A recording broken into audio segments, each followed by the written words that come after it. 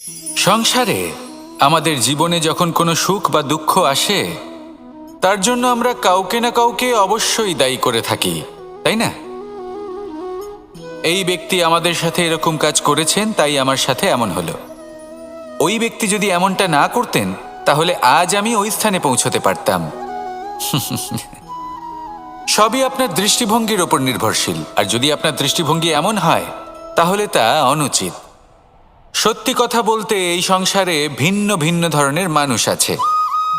এটা আপনার ওপর নির্ভর করছে কিভাবে তাদের স্বাগত জানাবেন। একবার ভাবুন, আমি আমার দুটো হাত সামনে নিয়ে এলাম, দুটো মুঠো খুলে দিলাম। দুই প্রকারের মানুষ আসবেন, কিছু না কিছু দিয়ে যাবেন।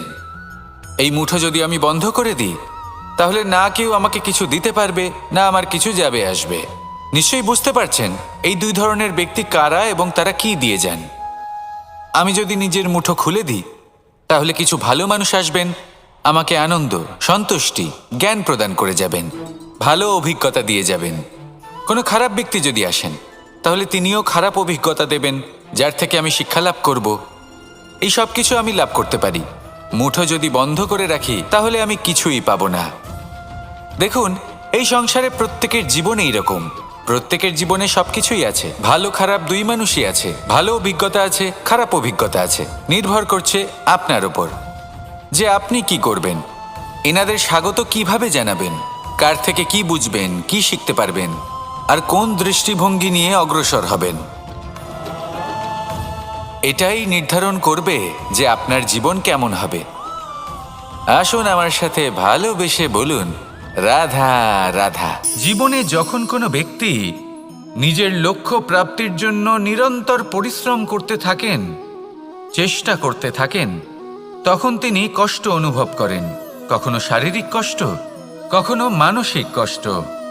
এবার উনি এটা ভাবতে থাকেন যে আমি কি উচিত করছি নাকি অনুচিত করছি। কারণ অন্যদিকে এমন একজন ব্যক্তিও আছেন যিনি একদমই পরিশ্রম চেষ্টা করছেন না। তিনি মদিরা পান করেন, বিলাসিতায় জীবন কাটান, অলস প্রকৃতির হয়ে ওঠেন, নিদ্রাতে বিলীন হয়ে থাকেন আর ভাবেন যে তিনি সুখ লাভ করছেন। কিন্তু এরকম কেন হয়? কারণ যখন আমরা সৎ পথে থাকি, উচিত পথে চলি, লক্ষ্য প্রাপ্ত করার জন্য চেষ্টা করতে থাকি, তখন আমাদের ভেতরে থাকা নেতিবাচক শক্তি এবং পাপ এই দেহকে ত্যাগ করে দেয়।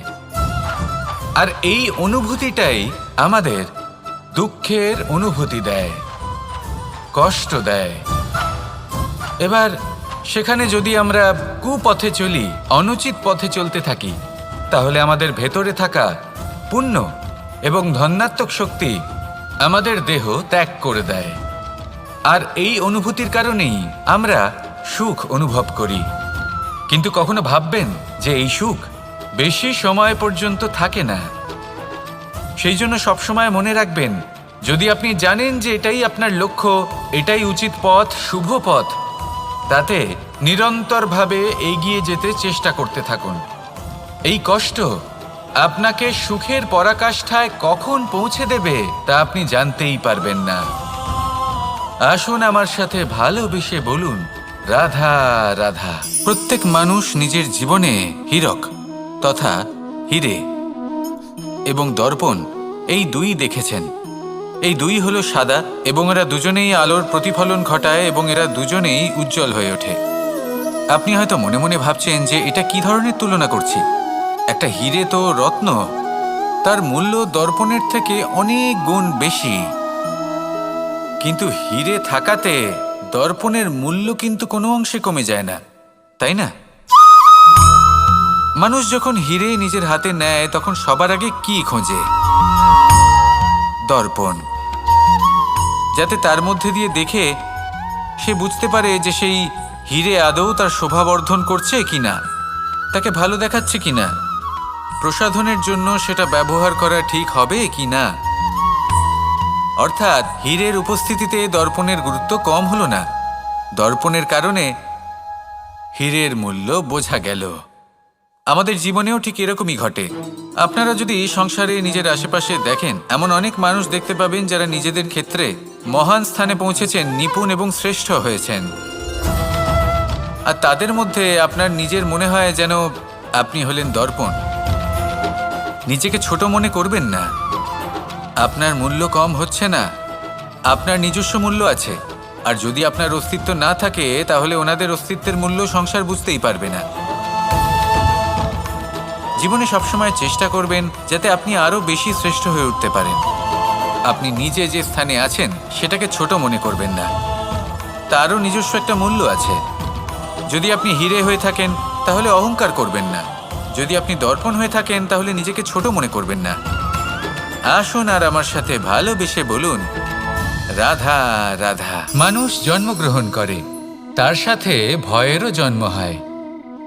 ছোটবেলা থেকেই আমাদের মনে কোনো না কোনো প্রকারের ভয় থেকেই যায়। কেউ এই বিষয়ে ভয় পায় যে তার কোনো বস্তু তার থেকে দূরে চলে যাবে। কেউ এই বিষয়ে ভয় পায় যে আমি নিজেকে হারিয়ে ফেলব। কেউ এই ভেবে ভয় পায় যে আমার প্রিয়জনেরা তারা যেন আমার থেকে দূরে না চলে যায়। কেউ এই ভেবে ভয় পায় যে আমরা যেন পথ না হারিয়ে ফেলি, আদি ইত্যাদি। কিন্তু সত্যি কথা বলতে ভেবে দেখুন, এই ভয় বাস্তবে কি? শুধুই একটা মনস্থিতি, আর কিছুই নয়। যা কিছু আপনি জীবনে পেয়েছেন তা একদিন আপনাকে হারাতে হবে। এই জীবন হলো আপনারই, কিন্তু তাও একদিন সমাপ্ত হবে। তাই ভয় পেয়ে কি লাভ? এই ভয় শুধু আপনাকে জীবনযাপন করা থেকে বাধা দিচ্ছে, আর কিচ্ছু নয়। পথ হারিয়ে ফেললেই বুঝতে পারবেন যে নতুন পথ কিভাবে বানাতে হয়। কিছু মানুষকে জীবন থেকে হারালে তবেই আপনি বুঝবেন যে আপনার আপনজনকে। এই ভয়ের কারণে ভীত হয়ে থাকবেন না। এই তারা নক্ষত্র অন্ধকারের অভাবে গুরুত্ব হারায়। শিবকেও মহাদেব হওয়ার জন্য বিষ পান করতে হয়েছিল। প্রত্যেক পরিস্থিতি, প্রত্যেক সাফল্য আপনার পরীক্ষা নেবে, তাতে উত্তীর্ণ হওয়া হলো আপনার কর্ম। যখনই আপনি ভয় পাবেন বা সংকটের সম্মুখীন হবেন, তখন সাহসের সাথে তার সম্মুখীন হন। মনে রাখবেন, যে সম্মুখীন হতে জানে সাফল্য তার সাথে সবসময় থাকে। আসুন আর আমার সাথে ভালোবেসে বলুন, রাধা রাধা। এই সংসারে সবথেকে বেশি কোমল বস্তু হলো রেশম। এই রেশম এতটাই কোমল হয় যে এর পুরো একটা থান শুধুমাত্র একটা হাতে ধরা সম্ভব। কখনো ভেবে দেখেছেন এই রেশম কিভাবে হয়? একটি কীট তার লালার দ্বারা উৎপন্ন হয়। এই কীট সেই রেশমকে পাক দিতে থাকে, পাক দিতেই থাকে, আর আস্তে আস্তে তার মধ্যেই জড়িয়ে পড়ে।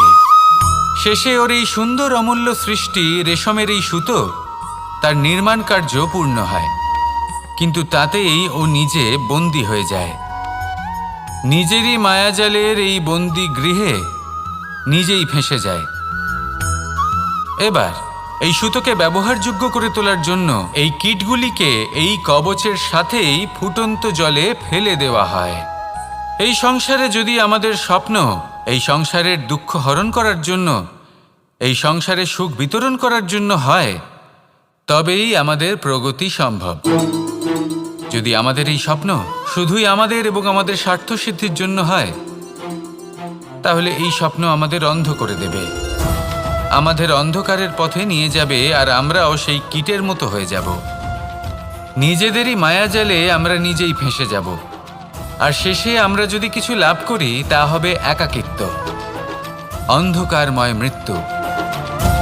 তাই স্বপ্ন অবশ্যই দেখুন, কিন্তু এমনভাবে স্বপ্ন দেখবেন না যে তার এই বন্দিগৃহে আপনি নিজেই ফেঁসে গেলেন।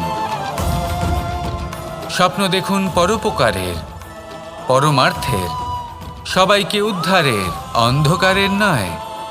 তবেই কল্যাণ হবে, আর তবেই এই হৃদয় প্রসন্ন হয়ে বলবে, রাধা রাধা। মানুষ যখন এই সংসারে প্রবেশ করে, অর্থাৎ জন্মগ্রহণ করে, তখন নিশ্চিন্তে থাকে, আনন্দে থাকে। কিন্তু যেইমাত্র তার মধ্যে বোধশক্তি আসে, তখন সে চিন্তা করতে শুরু করে। চিন্তা ভবিষ্যতের, সেই সমস্ত বিষয় নিয়ে চিন্তা করে যা ওর হাতে নেই।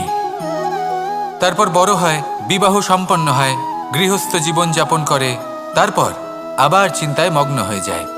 ভাবে, এই যে আমার পরিবার, আমি কি ঠিকমতো তার খেয়াল রাখতে পারছি? কাল যখন আমি এই সংসার থেকে চলে যাব, তখন আমার এই পরিবারের দেখাশোনা কে করবে? শেষ পর্যন্ত এই পরিবার তো আমারই উত্তরদায়িত্ব। যাক, আপনাকে একটা প্রশ্ন করি। এই সংসারে আসার পূর্বে আপনি কি এই প্রশ্ন করেছিলেন, এটা ভেবেছিলেন যে আমাকে ছাড়া এই সংসার কিভাবে চলবে? করেননি, তাই তো? তাই আপনার এটা নিয়ে দুশ্চিন্তা করার প্রয়োজন নেই যে আপনি যখন এই সংসার ত্যাগ করে চলে যাবেন তখন কি হবে। আপনি যখন ছিলেন না তখনও এই সংসার চলছিল, আপনি যখন এই সংসার ত্যাগ করবেন তখনও এই সংসার চলতে থাকবে।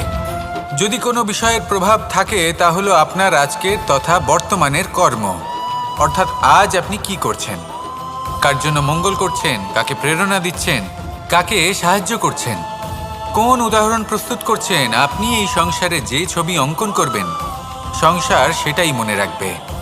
তাহলে শুধু সৎকর্ম করুন, মঙ্গল করতে থাকুন, আর আমার সাথে ভালোবেসে বলুন রাধা রাধা। একবার একটা শেয়াল বনে বিচরণ করছিল।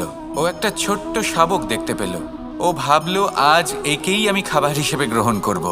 আশেপাশে দেখলেও কেউ দেখছে না তো, কেউ ছিল না, আর সেই শাবকের ওপর আক্রমণ করল, যা হলো একটা ঘোর অপরাধ। বনের নিয়ম অনুসারে আপনি কখনোই শাবকের ওপর আক্রমণ করতে পারেন না।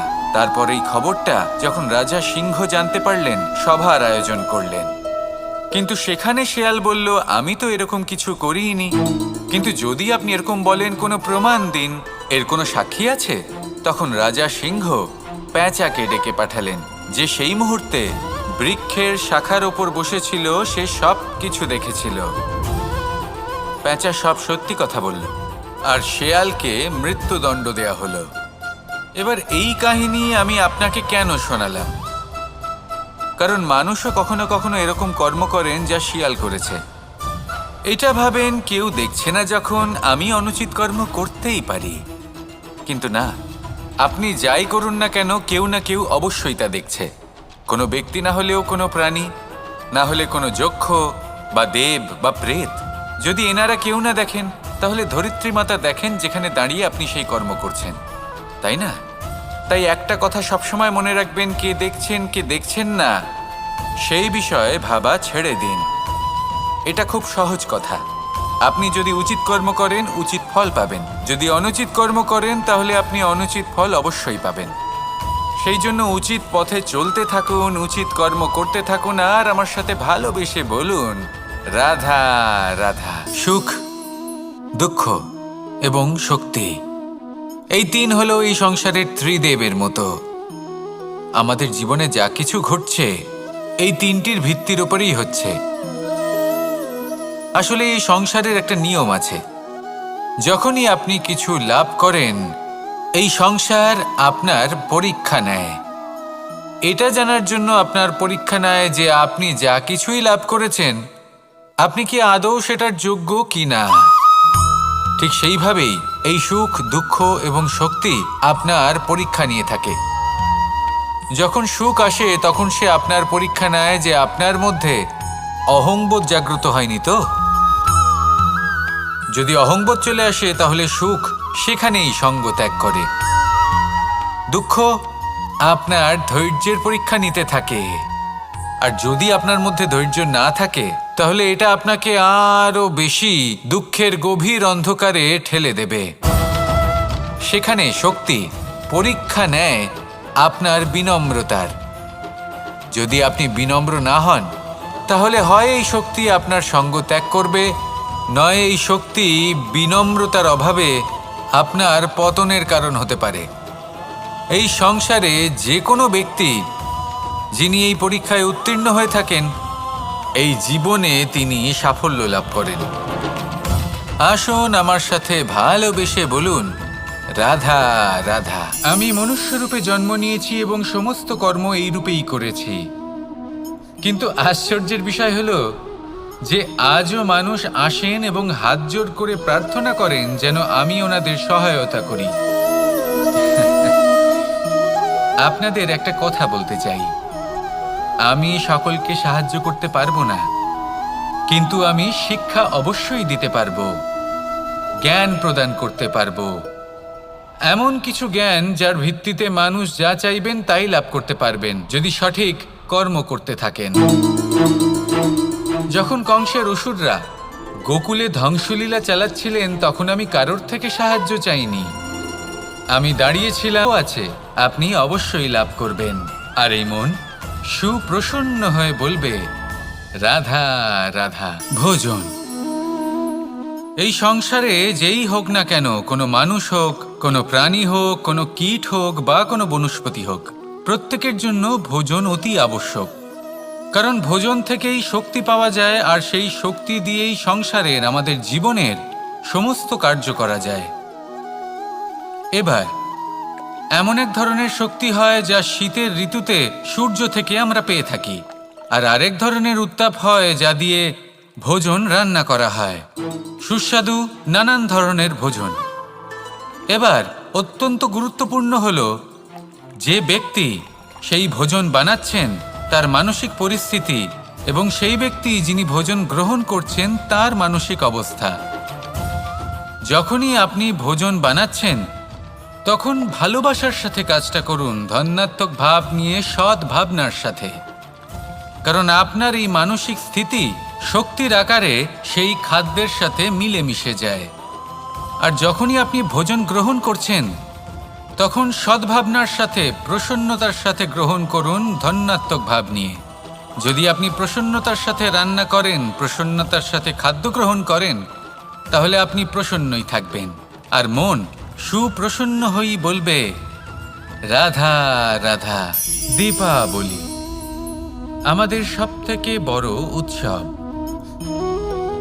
শ্রীরাম রাবণকে পরাস্ত করে 14 বছরের বনবাস কাটিয়ে আবার অযোধ্যায় ফিরে এলেন অমাবস্যার রাত্রে। অযোধ্যায় সবাই খুব প্রসন্ন ছিলেন, খুবই উৎসাহিত ছিলেন। অযোধ্যায় সহস্র প্রদীপ প্রজ্বলিত করা হয়েছিল এই উৎসবে। একে আমরা দীপাবলি বলে থাকি। এবার এই বিষয়ে আমরা সকলে জানি।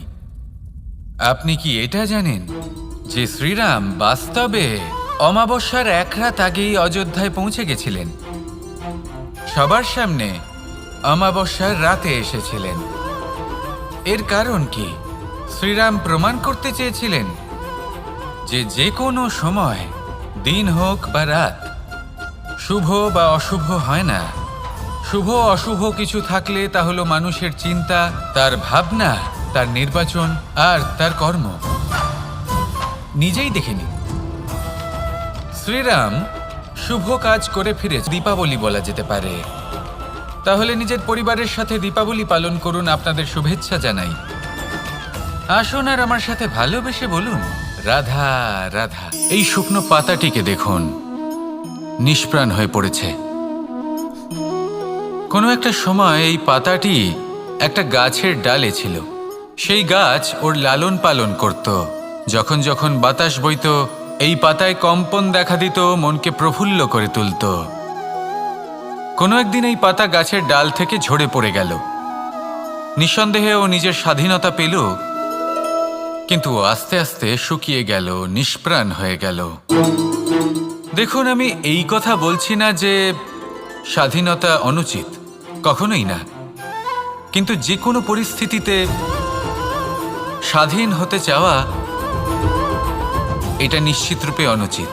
আমরা যদি আমাদের জীবনে পরিবারের গুরুত্ব ভেবে দেখি, তাহলে এই পরিবারে যতই মতভেদ থাকুক না কেন, যতই মনোমালিন্য থাকুক না কেন, যতই বিবাদ থাকুক না কেন, এই সব মিটিয়ে নেওয়া অত্যন্ত প্রয়োজনীয়। সেই সব কিছু সমাপ্ত করা অত্যন্ত প্রয়োজনীয়। কখনো এই পরিবারকে ভাঙতে দেবেন না, কখনো এই পরিবার থেকে দূরে চলে যাবেন না। এই পরিবার হলো আমাদের জীবনের একটা অমূল্য সম্পদ, অমূল্য এক আশ্রয়, যা এই সংসারে হয়তো কোথাও আপনি পাবেন না। তাই একে আগলে রাখুন। ভেবে নিন আপনি পাতা আর আপনার পরিবার সেই গাছ। আসুন আমার সাথে ভালোবেসে বলুন, রাধা রাধা।